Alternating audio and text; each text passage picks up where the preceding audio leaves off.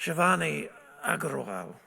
Shivani has graduated today with a Master of Professional Writing with first class honours. Shivani was born and raised in India before moving to Hamilton, fresh out of high school, a decision she says has shaped some of her most formative years. Named after a well-known writer of Hindi literature, she grew up in a family where poetry filled the pages of diaries around her home. Encouraged by her high school economics teacher to take her writing more seriously, she chose to study at Waikato.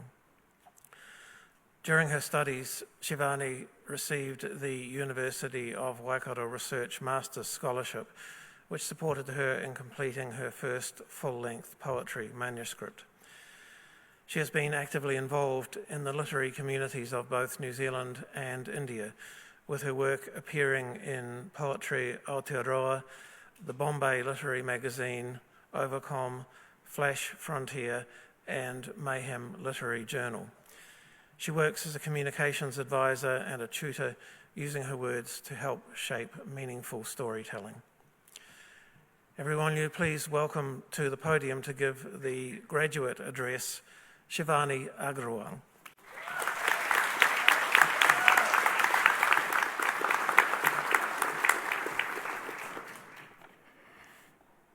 Tēnā koutou katoa.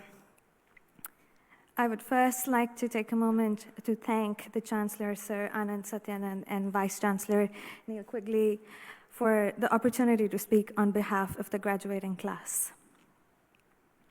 I stand before you this morning in awe of your remarkable achievement. You were gowned and dazzled and looking so very incredible, and you did it. Congratulations. I want to begin by thanking, on behalf of the graduating cohort, our whānau and friends near and far. Thank you for having our backs day in and day out as we made our way to the finish line. To our mentors, thank you for being marvelous navigators in steering the ship to safety. To our classmates turned friends, many of whom are graduating today, thank you for your brilliant company, for your shimmering collaboration, and all the last-minute messages about submissions. With the fated flap of a butterfly wing, our lives are set in motion, and all we can hope for is a soft landing. This is one of many soft landings. For so many of us, this is a first.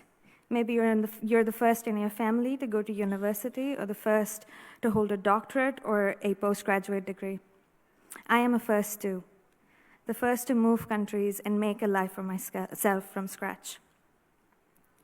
I first arrived in Aotearoa when I was only 18 years old. In 10 odd days, I will be 27. I have spent the most formative years of my life in this country and on this campus.